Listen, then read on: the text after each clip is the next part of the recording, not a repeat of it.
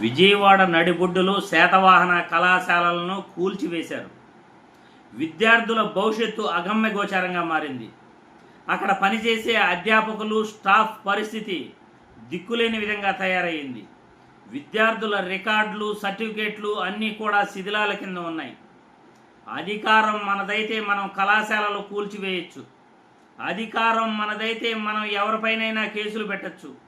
అధికారం మనదైతే అవతల వ్యక్తి ఆస్తులను మనం స్వాధీనం చేసుకోవచ్చు అంటూ ఈరోజు టీడీపీ కూటమి ప్రభుత్వం ఆగడాలపైన ఆగడాలు చేస్తుంది. శాతవాహన కళాశాల అంటే విజయవాడలోని విశాలాంధ్ర రోడ్లో శ్రీ దుర్గమల్లేశ్వర సొసైటీ అనే శాతవాహన కళాశాల 1969లో ఆ సొసైటీ వాళ్ళు ఆ స్థలాన్ని కొనుగోలు చేయటం జరిగింది. సొసైటీ వాళ్ళు ఆ స్థలాన్ని కొనుగోలు చేసిన తర్వాత బోయపాటి శ్రీనివాస్ అప్పారావు అనే వ్యక్తి 1977లో హైకోర్టులో ఆయన కేసు వేయటం జరిగింది. ఆ స్థలం నాదని. హైకోర్టులో ఆ సొసైటీ వారికి ఆ స్థలం చెందుతుందని కూడా హైకోర్టు తీర్పు ఇవ్వడం జరిగింది.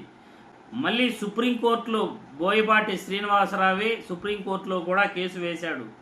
ఈ కేసు నడుస్తుండగానే 2010లో టీడీపీ ఎమ్మెల్సీ ఆలపాటి రాజేంద్ర ప్రసాద్ అంటే ఆలపాటి రాజా ఈ సొసైటీలో నేను కూడా మెంబరే అని ఎంటర్ అయ్యాడు. అప్పటి నుండి కూడా విజయవాడ నడిబొడ్డులోని ఈ శాతవాహన కళాశాల పైన 150 కోట్ల విలువైన 5.5 ఎకరాల స్థలం పైన ఈయనకు కనబడింది. ఎలాగైనా ఆ కళాశాలను తన వశం చేసుకోవాలని ప్రయత్నించాడు. అందులో భాగంగానే మొన్నటికి మొన్న శాతవాహన కళాశాల ప్రిన్సిపాల్ను కిడ్నాప్ చేయటం కూడా జరిగింది. వార్తల్లో రాష్ట్ర ప్రజలందరూ కూడా చూశారు. ఇప్పుడు బోయపాటి శ్రీనివాస్ అప్పారావు అనే వ్యక్తి అక్కడ బోర్డులు పెట్టడం జరిగింది, శాతవాహన కళాశాల తమదే అంటూ. ఆ కళాశాలను రాత్రికి రాత్రే కూడా కూల్చేశారు. ఎటువంటి సమాచారం ఇవ్వకుండా ఈ కూల్చివేతలపై పోలీసులు కూడా ఆగ్రహం వ్యక్తం చేస్తూ ఆ కూల్చివేతలను అడ్డుకునే ప్రయత్నం చేశారు. అయినా కానీ ఈ కళాశాలలను రాత్రికి రాత్రే అధికారం ఉంది కదా అని టీడీపీ కూటమి నాయకులు ఆ కళాశాల భవిష్యత్తును పూర్తిగా మార్చేశారు. విద్యార్థుల భవిష్యత్తును అంధకారంలోకి తీసుకెళ్లారు. అక్కడ అధ్యాపకుల భవిష్యత్తును అంధకారంలోకి తీసుకెళ్లారు. అధికారం మనమైతే మనం ఏమైనా చేయొచ్చు. ఏ ఆస్తులైనా కబ్జా చేయొచ్చు. ఎవరి ఆస్తులైనా మనం స్వాధీనం చేసుకోవచ్చు.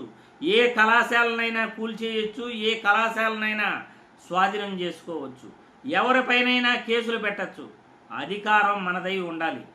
ఈరోజు నారా లోకేష్ గారు విద్యాశాఖ మంత్రిగా ఆయన పూర్తిగా ఫెయిల్ అయ్యారు.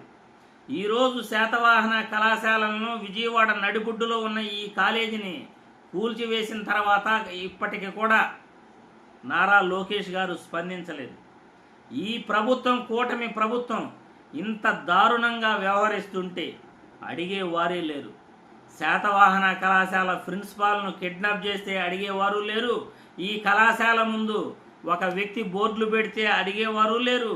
ఎటువంటి సమాచారం లేకుండా విద్యార్థుల భవిష్యత్తును కూల్చివేస్తే, ఎటువంటి సమాచారం లేకుండా కళాశాలలను రాత్రికి రాత్రే కూల్చివేసినా ఇప్పటి వరకు కూడా కూటమి ప్రభుత్వం ఏమాత్రం కూడా చలించలేదు. దీనిపై ఒక్క మాట కూడా మాట్లాడలేదు. ఆ శిథిలాల కింద విద్యార్థుల సర్టిఫికేట్లు ఉన్నాయట. ఆ శిథిలాల కింద రికార్డులు ఉన్నాయట. విద్యార్థుల రికార్డులు ఉన్నాయట. ఆ శిథిలాల కింద విద్యార్థుల యొక్క భవిష్యత్తు ఉంది. ఇటువంటి విద్యార్థుల భవిష్యత్తును నాశనం చేసే హక్కు టీడీపీ అధికార కూటమి పార్టీకి ఎవరిచ్చారు అని నేను ఈ వీడియో ద్వారా ప్రశ్నిస్తున్నా. అధికారం మనదైతే కళాశాలను కూల్చివేస్తారా? అధికారం మనదైతే కేసులు పెడతారా? అధికారం మనదైతే స్థలాలు కబ్జా చేస్తారా? ఇది చాలా చాలా దారుణమైన విషయం. ప్రజలు ఈరోజు అన్నీ కూడా గమనిస్తున్నారు. విద్యార్థుల భవిష్యత్తును అంధకారం చేస్తూ, ఈరోజు విద్యార్థుల జీవితాలతో ఆటలాడుతూ కళాశాలలను కూల్చివేయటం చాలా చాలా దారుణమైన విషయం. దీనికి భవిష్యత్తులో సరైన మూల్యం చెల్లించుకోక తప్పదు అని కూటమి ప్రభుత్వానికి ఈ వీడియో ద్వారా తెలియజేస్తున్నాను.